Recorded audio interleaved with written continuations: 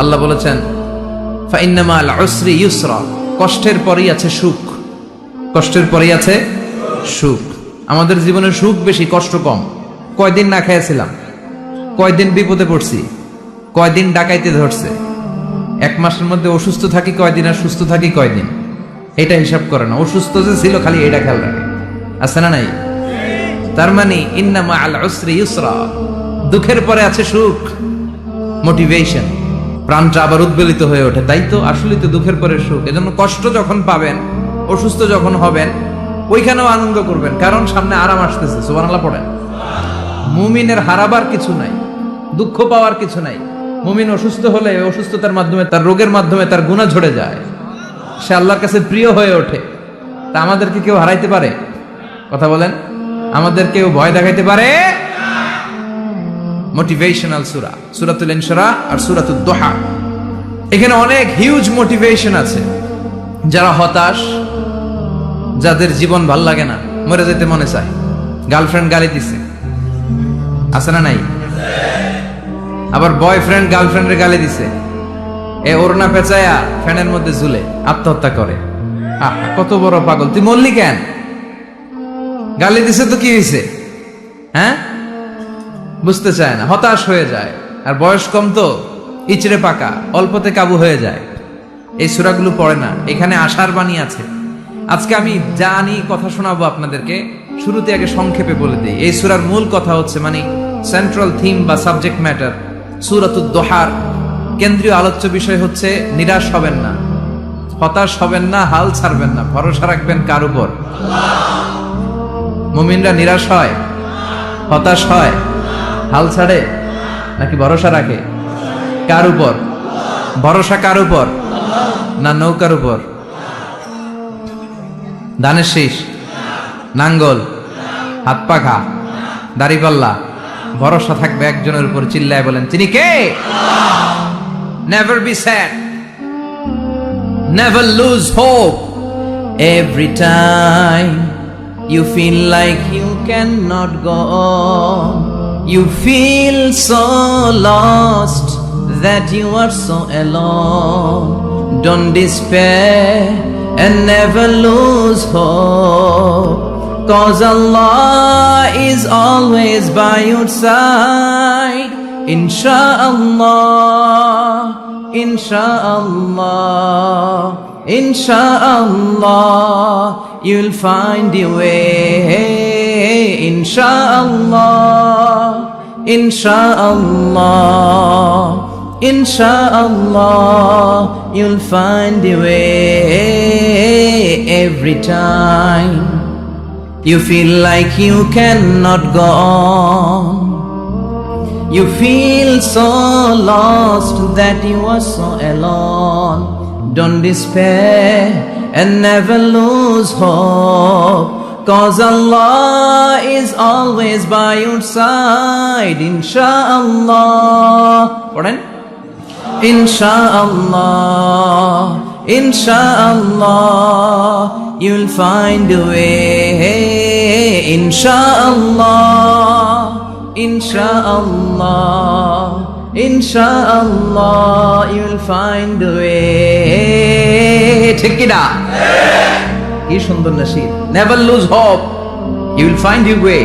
তুমি তোমার পথ খুঁজে পাবে। আমাদেরকে পথ দেখায় কে? আল্লাহ। এজন্য সূরাতুদ দুহার কেন্দ্রীয় আলোচ্য বিষয় হচ্ছে হতাশ হওয়া যাবে না, নিরাশ হওয়া যাবে না, হাল ছাড়া যাবে না, ভরসা রাখতে হবে একজনের উপরে। চিৎকার করে বলেন, তিনি কে? হতাশ যারা, ফ্রাস্ট্রেটেড, আপসেট পিপল, তাদের জন্য, হতাশ ব্যক্তিদের জন্য এই সূরাটা একটা আলোকবর্তিকা, একটা আলোর মশাল। এই সূরাটা পড়লেই হতাশ ব্যক্তিরা মনে শান্তি পায়, আশা ফিরে পায়, দিক ফিরে পায়। ঠিক কিনা? এই সূরাটা নাজিল হওয়ার একটা ব্যাকগ্রাউন্ড আছে, শুনবেন। বিষ্ণু ঈসা ইসলামের কাছে যখন ওহী নাজিল হতে শুরু করলো, বিষ্ণু ঈসা ইসলাম ওহীর কথাগুলো পৌঁছে দিতে লাগলেন। যাই নাজিল হতো বিষ্ণুনবী পৌঁছে দিতেন। বিশ্বনবী সাহাবাদের কাছে শেয়ার করে দিতেন, যেটাই নাজিল হতো তিনি পৌঁছে দিতেন, যেটাই। কারণ আল্লাহর আদেশ, ইয়া আইয়ুহার রাসূল বাল্লিগ মা উনজিলা ইলাইক, ও নবী আপনার কাছে আমি ওহী থেকে যা নাজিল করি সব পৌঁছে দেন, একটাও গোপন করা যাবে আল্লাহর কাছ থেকে বিশ্বনবী যে সমস্ত মেসেজ, ইনফরমেশন, তথ্য, রেভেলেশন, ওহী পেয়েছে, একটাও কি বিশ্বনবী গোপন করেছে? সব প্রকাশ করে গিয়েছে, সব শেয়ার করে গিয়েছে। বিশ্বনবী শেয়ার করতে লাগলেন। সকালে যা নাজিল হয় শেয়ার করেন, দুপুরে নাজিল হয় শেয়ার করেন, রাতে নাজিল হয় শেয়ার করেন, শেয়ার করতে লাগলেন। কিন্তু কি অবাক করা কাণ্ড, হঠাৎ করে এই ওহী আসার ধারাবাহিকতা আল্লাহ বন্ধ করে দিলেন। ওহী আর আসে না, আকাশ থেকে নতুন তথ্য আর নামে না। ঘটনা কি? ওহী আসে না কেন? তথ্য আসে না কেন? জিব্রাইল আসে না কেন? কোন বর্ণনা এসেছে 15 দিন, কোন বর্ণনায় 1 মাস, 3 মাস, এমনকি 6 মাস পর্যন্ত বর্ণনা পাওয়া যায় যে বিশ্বনবীর কাছে 6 মাস ওহী আসে নাই।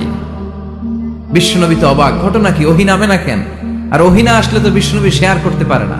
এতদিন যা আসতো বলে বেড়াতো, এখন আসেও না, বলতেও পারে না।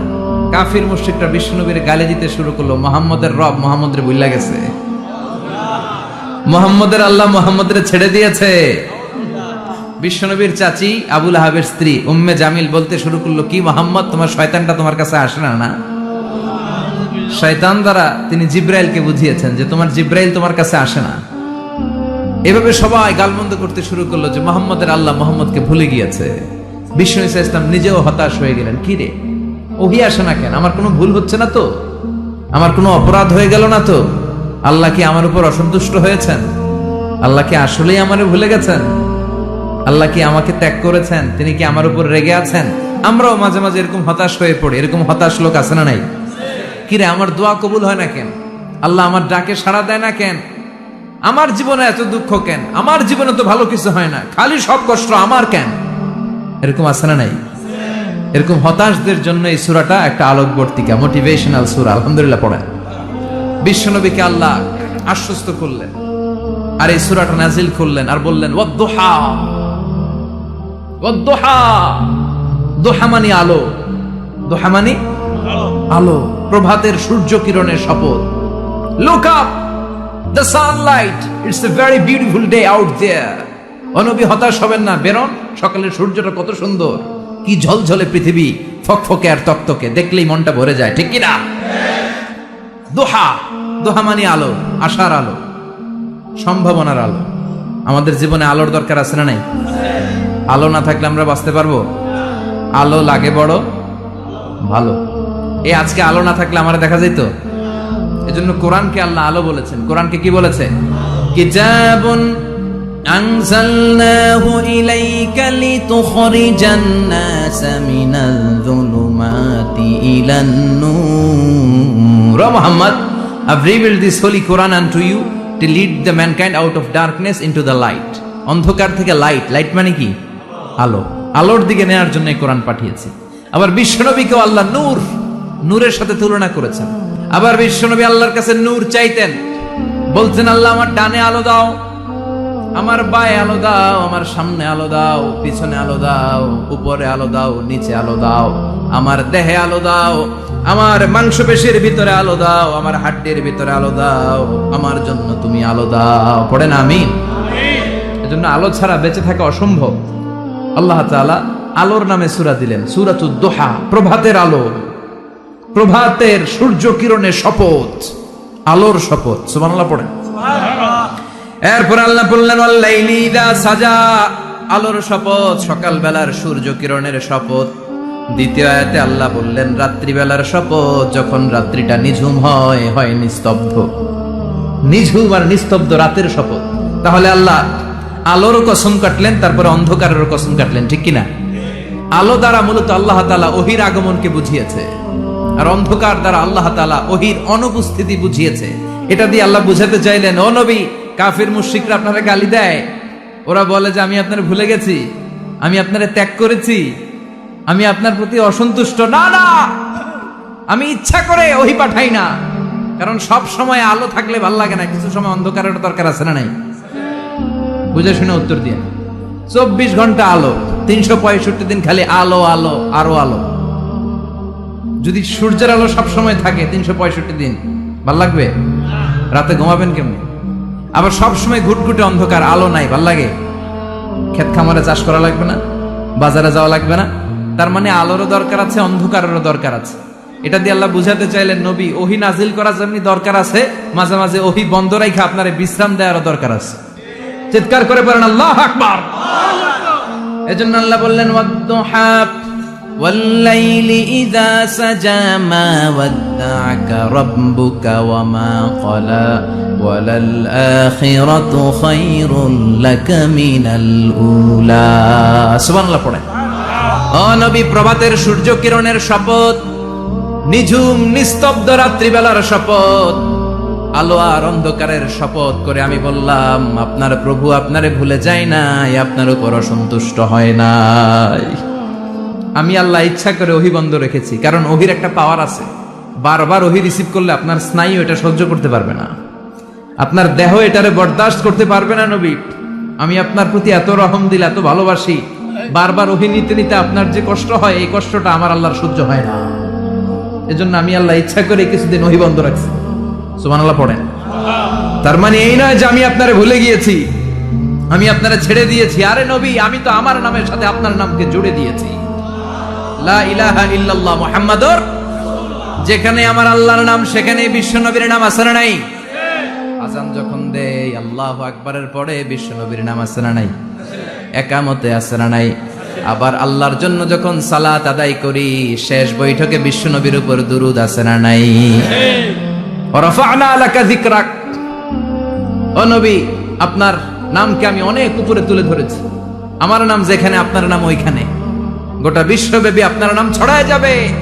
ওরা আপনারে গালি দেয় কবি বলে, ওরা গালি দেয় গণক বলে, ওরা বলে আপনি আবতার, লেস কাটা। আসলে যারা আপনারে গালি দেয় ওরাই লেস কাটা।